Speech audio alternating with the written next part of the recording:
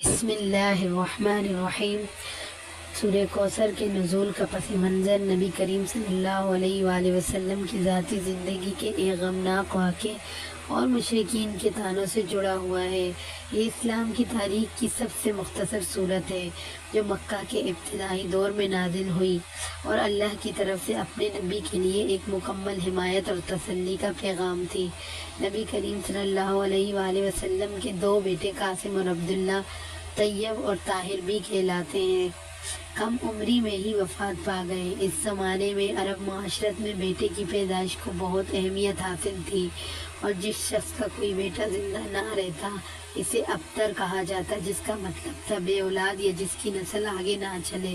مشرکین مکہ کے سرداروں نے خاص طور پر عاص بن وائل سہمی نے نبی کریم صلی اللہ علیہ وآلہ وسلم کا مذاق اڑانا شروع کیا اور انہیں ابتر کہہ کر طعنے دیے۔ وہ سمجھتے تھے کہ محمد صلی اللہ علیہ وسلم کی دنیا سے جانے کے بعد ان کا نام لیوا کوئی نہیں رہے گا اور ان کا مشن اسلام ختم ہو جائے گا۔ یہ طعنے نبی کریم صلی اللہ علیہ وسلم کے لیے بہت تکلیف دہ تھے، خاص طور پر بیٹوں کی وفات کے غم کے موقع پر۔ اس مشکل اور غمگین وقت میں اللہ تعالیٰ نے سورہ کوثر نازل فرمائی جس میں ان طعنوں کا دان شکن جواب دیا گیا اور نبی کریم صلی اللہ علیہ وآلہ وسلم کو عظیم خوشخبریاں دی گئیں۔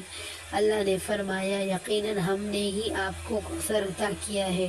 کوثر کا لغوی معنی کثرت سے بلائی یا فراوانی کی ہے اور احادیث میں اسے جنت میں ایک خاص نہر یا چشمے سے تعبیر کیا گیا ہے جس کا پانی دودھ سے زیادہ سفید اور شہد سے زیادہ میٹھا ہوگا۔ نبی کریم صلی اللہ علیہ وسلم کو حکم دیا گیا کہ اس عظیم نعمت کے شکرانے میں اپنے رب کے لیے نماز پڑھیں اور قربانی دیں۔ سب سے اہم بات یہ ہے کہ سورت کے آخر میں فرمایا گیا، یقیناً آپ کا دشمن ہی وہ ہے جو بے نام و نشان ابتر ہوگا۔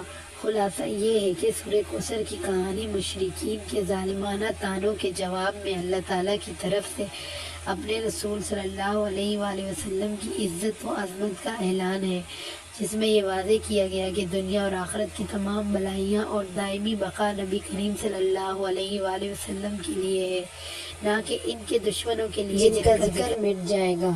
سورہ النصر کا شان نزول فتح مکہ اور نبی کریم صلی اللہ علیہ وسلم کی وفات کے قریب آنے والی نشانیوں سے جڑا ہے۔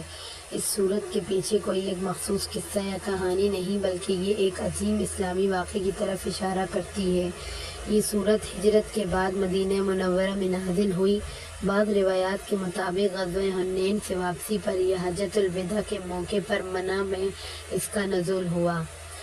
یہ سورت مسلمانوں کے لیے ایک بہت بڑی خوشخبری تھی کہ اللہ کی مدد اور نصرت قریب ہے اور مکہ فتح ہو جائے گا۔ مسلمانوں نے کئی سالوں تک کفار مکہ کے ظلم و ستم برداشت کیے تھے، یہاں تک کہ انہیں اپنا گھر بار چھوڑ کر ہجرت کرنی پڑی۔ اس صورت میں انہیں بتایا گیا کہ اب وہ دوبارہ مکہ واپس لوٹیں گے اور فتح یاب ہوں گے۔ صورت میں یہ پیشین گوئی کی گئی کہ فتح کے بعد لوگ جوگ در جوگ پہ گروہوں کی شکل میں اسلام میں داخل ہوں گے۔ فتح مکہ کے بعد یہی ہوا۔ عرب کے مختلف قبائل نے اسلام قبول کیا اور 2 سال کے اندر تقریباً پورا جزیرہ نما عرب مسلمان ہو چکا تھا۔ صحابہ کرام کے نزدیک، خاص طور پر حضرت عبداللہ بن عباس رضی اللہ تعالیٰ عنہ کے مطابق، کہ قرآن کی نازل ہونے والی آخری مکمل صورتوں میں سے تھی۔ جب یہ صورت نازل ہوئی تو اس میں حضور اکرم صلی اللہ علیہ وسلم کے وصال کے قریب آنے والی خبر بھی پوشیدہ تھی، کیونکہ جب مشن مکمل ہو جاتا ہے تو اس کے بعد جانے کا وقت آ جاتا ہے۔ حضرت ابو بکر صدیق رضی اللہ تعالیٰ عنہ اس صورت کو سن کر رو پڑے تھے، کیونکہ انہوں نے اس سے یہ اشارہ سمجھ لیا تھا۔ سورہ النصر میں اللہ تعالیٰ نے مسلمانوں کو فتح اور کامیابی کے وقت عاجزی اختیار کرنے اور اللہ کی حمد و ثنا بیان کرنے کی تلقین فرمائی ہے۔